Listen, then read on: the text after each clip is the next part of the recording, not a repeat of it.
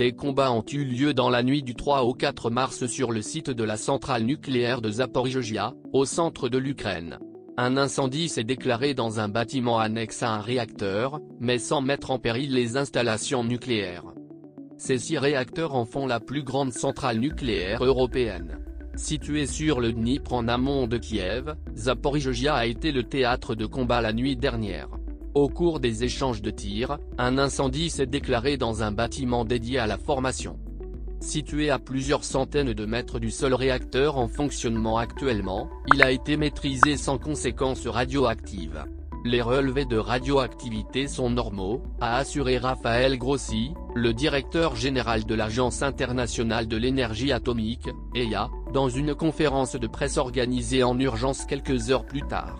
D'après ce que nous comprenons, c'est un projectile russe qui est à l'origine de l'incendie, même si nous ne savons pas de quel type il s'agit. Il s'agit probablement d'un dommage collatéral consécutif à une opération qui visait à prendre le contrôle du site, estime Benjamin Haute Couverture de Fondation pour la recherche stratégique. En effet, une grande part de l'électricité produite en Ukraine provient de la centrale de Zaporijjia, elle revêt donc un intérêt stratégique majeur pour l'assaillant russe.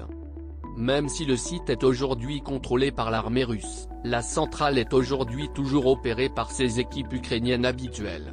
Cette attaque contrevient néanmoins à de nombreux principes et accords internationaux, avec au premier rang les 7 piliers que doivent respecter les États membres de l'EIA, dont font partie la Russie et l'Ukraine. Le premier de ces commandements est de garantir en toute occasion l'intégrité physique des installations nucléaires civiles. Ce pilier n'a pas été respecté, a regretté Rafael Grossi. Nous avons eu de la chance qu'il n'y ait pas eu de rejet radioactif et que l'intégrité des réacteurs n'ait pas été compromise, a poursuivi le patron de l'EIA.